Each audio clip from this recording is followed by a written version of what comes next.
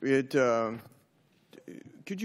could you talk about the value of joint military exercises with South Korea? It seems that whenever we do them, it seems to excite North Korea. Is there an advantage in terms of doing those? Yeah, absolutely, Congressman. I would say it's critical, right? So we are obliged to defend South Korea by treaty. So South Korea is one of those treaty partners. They have a very strong and capable military, as we do. But if we're going to defend them, or if we're going to fight with them on the peninsula, then we have to be able to integrate with their military. We have to be able to work with their military. We have to understand their military, and vice versa. So we share a lot of common systems. You know, anti-submarine warfare aircraft, Aegis weapon systems on their destroyers and our destroyers and cruisers, and on and on and on. And so we have to be able to operate together in peacetime so that we can operate together in wartime if it comes to that. So we're at an armistice now with on the peninsula, and that's what we have to do. We have to maintain our degree of readiness, not only unilateral readiness, but also our combined and joint readiness with our brothers and sisters in the ROC military. To what extent would you say that there was pressure by the Chinese government on South Korea to put pressure on them not to accept the THAAD system? There is clear pressure from China, economic pressure, against companies like Lotte Corporation, which owns the place that the THAAD is going to go into, Samsung, and other companies, big corporations in South Korea.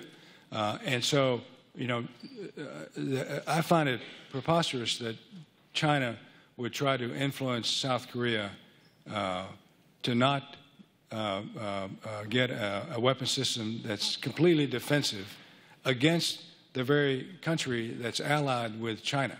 So if China wants to do something constructive, then they ought to focus less, in my opinion, on South Korea's defensive preparations and focus instead more on North Korea's offensive preparations. And you know, I think we're in a good place. I'm reasonably optimistic now that China is having an influence, and they're working in the right direction with regards to North Korea, thanks to the efforts by our president and theirs.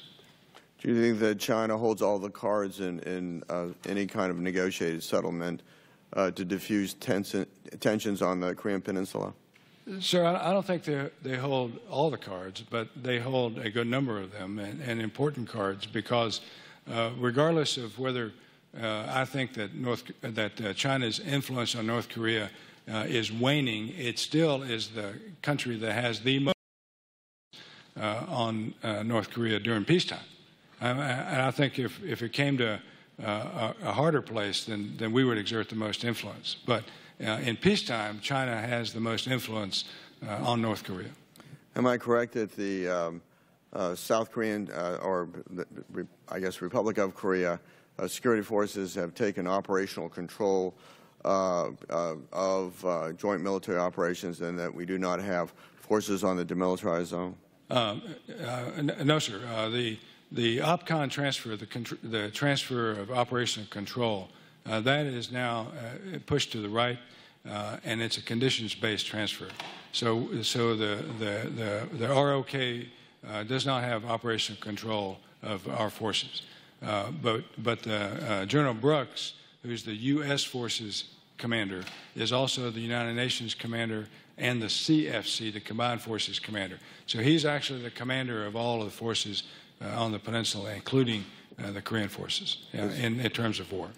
Is that a goal? Number one, is that a goal, though, operational?